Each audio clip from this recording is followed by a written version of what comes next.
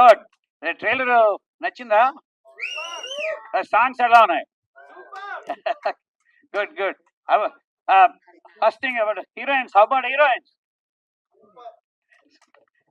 ఇంకా ఇంకా కావాలండి.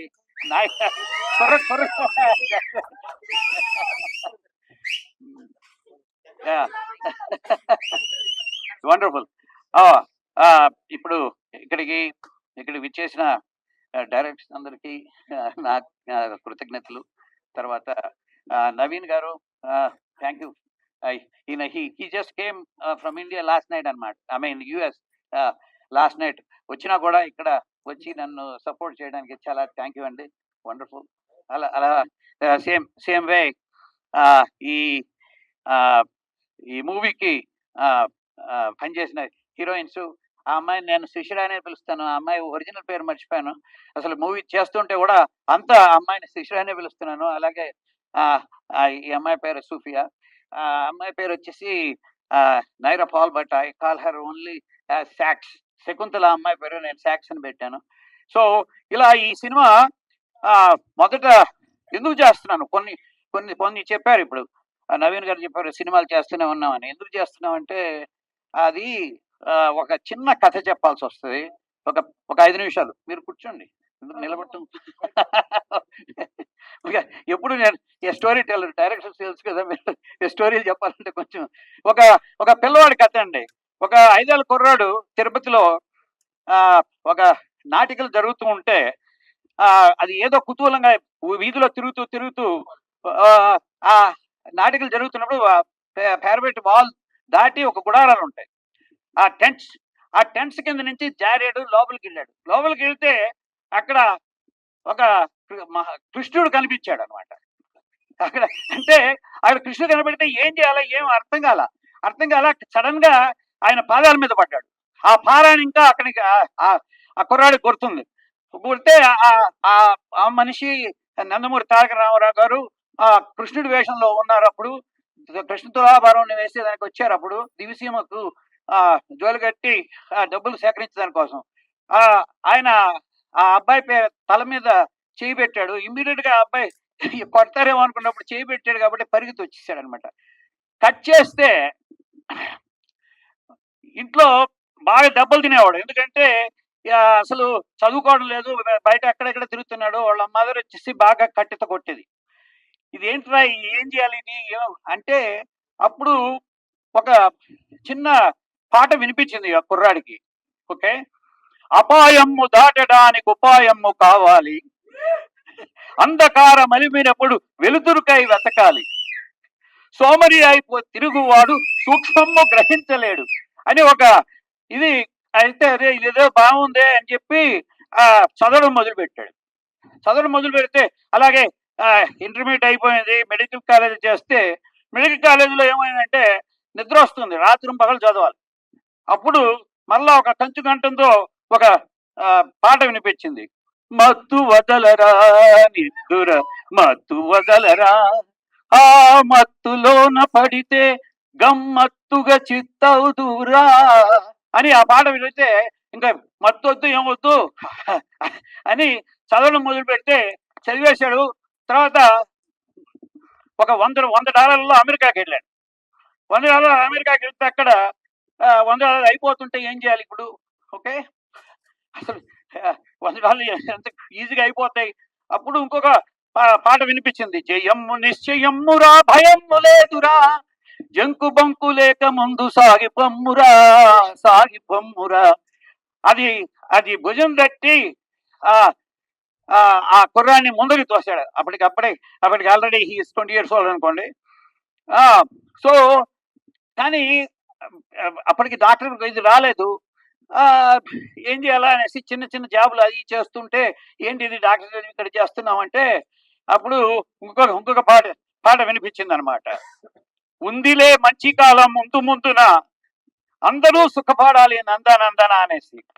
దాని తర్వాత అలా అంచెలంచెలుగా పోతూ ఉంటే ఈ డాక్టర్ అయ్యేసి ప్రజలకు సేవ చేస్తున్నాడు. అప్పుడు ఇంకొక ఏం చేయాలి ఇప్పుడు అన్నదానికి నీ సంఘం నీ దేశం దీన్ని మరువద్దు అని ఒక పాట వినిపించింది. దాంతో ఈ ఇండియాకి వచ్చి గ్లోబల్ హాస్పిటల్స్లో కో కోచైర్గా అయ్యి దాని తర్వాత ఎంతమందికో సేవలు చేసి సినిమాలు కూడా చేయడం మొదలుపెట్టాడు.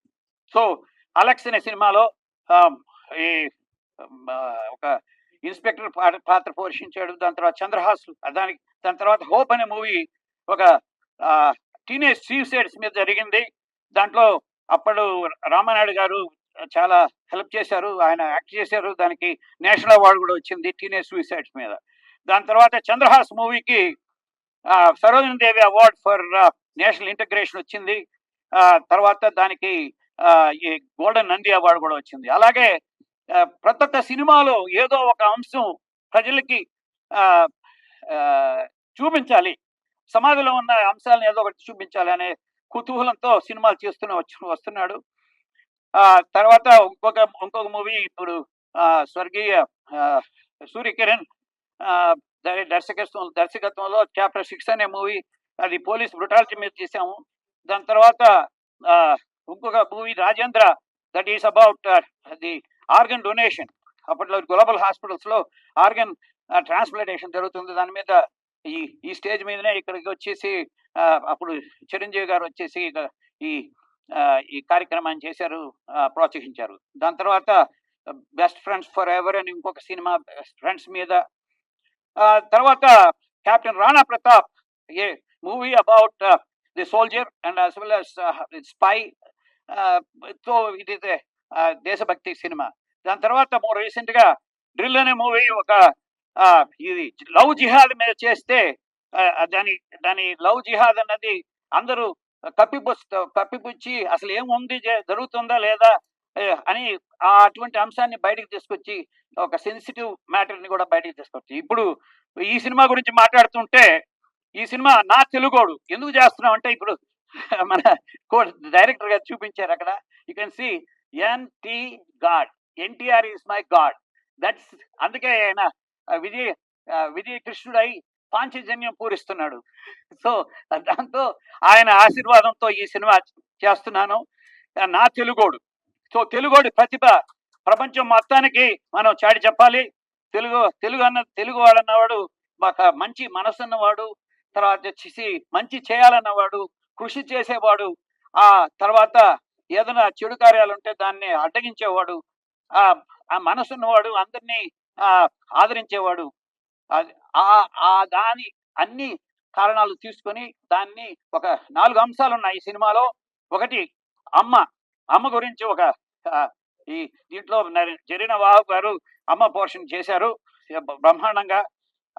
She loved it, she told. అది ఆ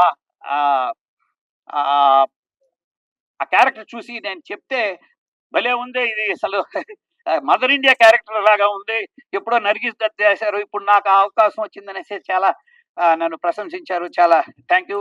ఈరోజు రాలేకపోయారు ఇక్కడికి, షీఈస్ ట్రావెలింగ్. దాని తర్వాత మన ఇంకొక అంశం అది ఈ అంశం అంటే మదర్. ఇప్పుడు చాలా మంది జెన్సీలు కానీ లేకపోతే యంగ్స్టర్స్ కానీ ఏమనుకుంటారంటే అసలు we want have women's right అంటారు.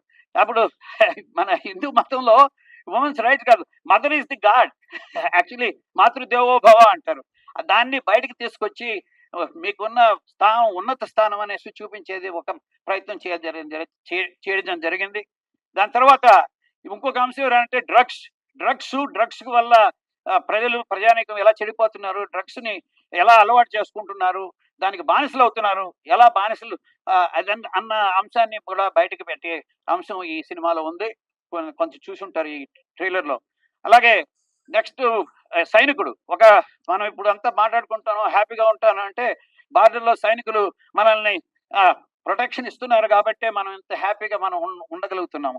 అటువంటి సైనికులు వాళ్ళకి ఏదైనా ప్రమాదం జరిగితే, ప్రాణాలు కోల్పోతే, దాని తర్వాత ఏదైనా దివ్యాంగులైతే వాళ్ళని సొసైటీ ఎలా హక్కును చేర్చుకుంటుంది, ఆ అంశం మీద కూడా ఒక ఈ సినిమా ఉంది. Hero, you can see the character of the movie.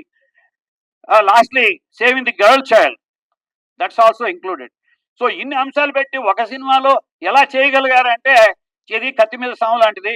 ఒక ఎంటర్టైనర్ కావాలి, అలాగే మనం బాగా విజువల్స్ ఉండాలి, తర్వాత చేప కింద నీళ్ళలాగా ఒక ఈ అంశాలన్నింటినీ మంచిగా సోషల్ అవేర్నెస్ అంశాలని బయటికి తీసుకురావాలి. ఇటువంటి దానిని చేయడం ఒక కష్టమైన పని. ఇష్టంగా చేస్తే కష్టమైన పని ఎంత కష్టంగా ఉండదనేసి నేను భావిస్తున్నాను. ఇక్కడికి ఈ సినిమాకి పనిచేసిన ఆహ్, ఆహ్, ఈ ఆహ్, ఆహ్, ప్రొడక్షన్ టీమ్ ఇప్పుడు లైన్ ప్రొడ్యూసర్‌గా లిఖి శ్రీనివాస్ గారు చాలా కష్టపడి చేశారు. అలాగే నాకు చేదోడు వాదోడుగా ah, Venkatesh Pedireddla he helped me. తర్వాత వచ్చేసి Shiva done music. Thanks for you know recognizing him as a good music director. Thank you for thought. అలాగే స్టంట్స్‌ని ఆహ్, ఆహ్, కూడా చాలా చాలా బాగా చేయడం జరిగింది. So totally it is entertainer. మీరందరూ వచ్చేసి మా సినిమాని చూసి ఆదరిస్తారనేసి, దాంట్లో ఉన్న అంశాలను కూడా మీరు గ్రహిస్తారని చెప్పి నేను అందరికీ మనవి చేసుకున్నాను. అలాగే ఈ పాత్రికేయులు మీరందరూ మా సినిమాని ప్రజలకు దగ్గరగా తీసుకుపోతే వాళ్ళు కూడా ఈ అంశాలను చూసి దాని వల్ల ఆనందం చెంది, అలాగే దాంట్లో ఉన్న అంశాలను కూడా మనసుకి హత్తుకుంటారు. తర్వాత వచ్చేసి మా దగ్గరికి చేర్చుకుంటారని ఆశిస్తూ నేను హరినాథ్ పోల్చర్ల సెలవు తీసుకుంటున్నాను. Thank you so much. Thank you Harinath garu. Like, share and subscribe LGTV. Thank you. ఎల్జీటీవీకి లైక్ షేర్ సబ్స్క్రైబ్ చేయండి. Please like, share and subscribe to LGTV. Like, share, subscribe LGTV. Please subscribe to LGTV. Like, share, subscribe LGTV. Subscribe LGTV. Guys, please do subscribe LGTV. Have a good day. Thank you.